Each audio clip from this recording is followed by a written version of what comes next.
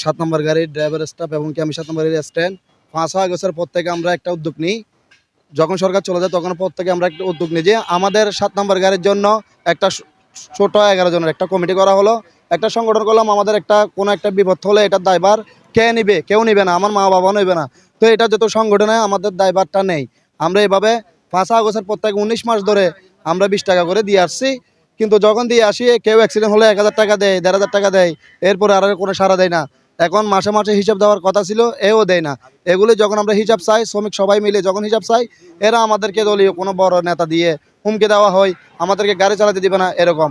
আমরা মাননীয় প্রশাসনের কাছে, মাননীয় সাংবাদিকদের কাছে আমরা একটা অভিযোগ করতেছি যে আমাদের এই শ্রমিক সংগঠনের শ্রমিক চাঁদার হিসাবগুলি যেভাবে হয় এভাবে আমাদেরকে ব্যবস্থা করে দেওয়ার জন্য আমরা বাংলাদেশ পুলিশ প্রশাসন, সাংবাদিকদের কাছে বিনীতভাবে ভাইদের কাছে অনুরোধ করতেছি।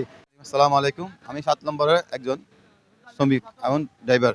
আমাদের এখানে এই 80টা গাড়ি আছে। 80টা গাড়ির থাকার কারণে আমরা এই দৈনিক 20 টাকা করে হলে 1500 টাকা মানে কালেক্ট করি। কালেক্ট করার পরে ওই টাকার হিসেব করার জন্য আমরা সবাই মিলে 11 জন নেতা সিলেকশন করি। করার পরে আমরা এদেরকে দায়িত্ব দিই। দায়িত্ব দেওয়ার পরে এরা বলছিল যে আমাকে প্রতি মাসে মাসে আমাদেরকে হিসেব দিবে। আমাদের যখন হিসেব চাই এটা হিসেব দেয় না। আজকে 19 মাস মানে আমাদের 7,60,000 টাকার উপরে এরা কি টাকাগুলা ভাঙি ফেলছে। এদেরকে টাকা ডাকলে এরা বলে 5 তারিখ, 10 তারিখ, 20 তারিখ এরা সময় দেয়, কিন্তু এরা আসে না। এরা আমাদের আজকে 31 তারিখ বলছে আমাদের সাথে বসে কথা বলবে। এখন বলতেছে কালকে 1 তারিখ। এখানে আজকে একটা নেতা আমাদের ভাই মিন্টু, ওনাকে আমরা এখানে যখন বসছিলাম কথা বলার জন্য, উনি আমাদের হিসেব দিতে পারতেছে না। উনি বলছে যে তোমরা আইনা আসছো না, মামলা করো।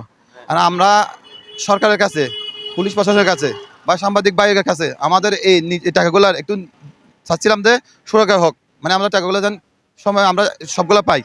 এখন এইভাবে করলে তো এরা চাঁদাবাজি, মানে আমাদেরকে টাকা না দিলে বলছিল যে মারধর করবে, মানে আমাদের লাইনে গাড়ি চালাতে দিবে না, গাড়ি আটকে লাগবে। এরা টাকা একজনে 1.5 লাখ 2 লাখ করে টাকা ভাঙছে। এখন এরা টাকা হিসেব দিবে না, আমাদের সাথে আরো খারাপ ব্যবহার করতেছে।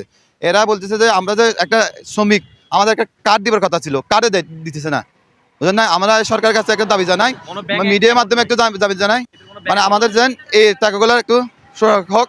আপনার তাহলে আমরা ব্যবস্থা নিব।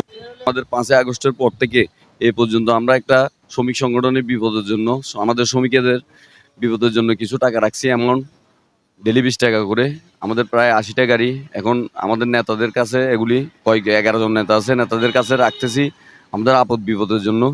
এখন নেতারা আমাদেরকে টাকাগুলি কোনো অ্যাক্সিডেন্ট হলে, এই হলে সে হলে কোনো হিসাবও দিচ্ছে না, কোনো কেউ টাকাও দিচ্ছে না। এই পর্যন্ত কেউ এক টাকাও হিসাব করতে বললে আমাদেরকে হুমকি দিচ্ছে, নেতাদেরকে নিয়ে মারবে, ধরবে, গাড়ি চালাতে দিবে না, চাকরি করতে দিবে না। এই ধরনের এদের টাকাগুলি যা রাখা হয়েছে, এই টাকাগুলির আপনাদের মাধ্যমে এমনকি প্রশাসনের মাধ্যমে আমরা জোর দাবি জানাই সরকারের কাছে আমাদের টাকাগুলির হিসাব দেওয়ার জন্য। সীতাকুণ্ড 7 নম্বর বাসে একটা মালিক শ্রমিকের বিষয় থাকে। শ্রমিকরাদের কল্যাণের জন্য 20 টাকা চাঁদা দেয়। এরা শ্রমিকদের বিভিন্ন সময় প্রয়োজনে অসুস্থ হলে বা ভেঙে গিয়ে দুর্ঘটনা পড়তে হলে এখান থেকে একটা আর্থিক সহায়তা প্রদান করে। কিন্তু এখানে তারা চাঁদা দেওয়ার পরেও অনেকটা অঙ্ক টাকা দাঁড়িয়ে গেছে, কিন্তু কোনো শ্রমিক আজ পর্যন্ত সুবিধা পাচ্ছে না। এই সঙ্গে তারা অভিযোগ পেয়ে গেছি আমরা, তারা বলছে আমরা শ্রমিক চাঁদা দিয়ে আমরা আমাদের সুবিধা কল্যাণের জন্য, কিন্তু আমাদের বিপদ আপদে কোনো সুবিধা পাই না।